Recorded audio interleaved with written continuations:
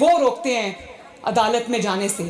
بھئی اگر سینہ، اگر دامن صاف ہو، ہاتھ صاف ہو، اور اگر تم نے کچھ نہیں کیا، ٹیرین وائٹ کیس میں تم قصوروار نہیں ہو، گھڑی چوری تم نے نہیں کی، توشہ خانہ میں واردات تم نے نہیں کی، فورن فنڈنگ میں واردات تم نے نہیں کی، تو تم ویل چیئر پہ بیٹھ کر بھی نواز شریف کی طرح بیٹی کا ہاتھ پکڑ کے عدالت میں پیش ہوتے.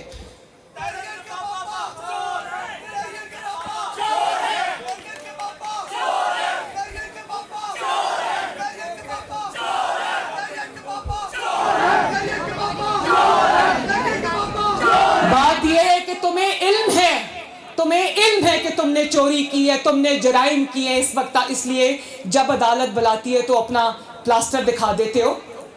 تمہیں علم ہے کہ تم نے چوری کی ہے.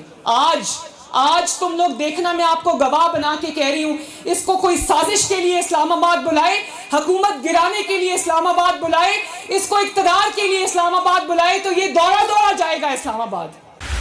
بول اڑائے گا سب کا ہوش، بھول جائیں گے سب اپنا جوش. بہت جلد آ رہا ہے PSL اسپیشل ٹرانسمیشن صرف بول نیوز پر. سبسکرائب کریں اور بیل دبائیں تاکہ کوئی خبر رہ نہ جائے.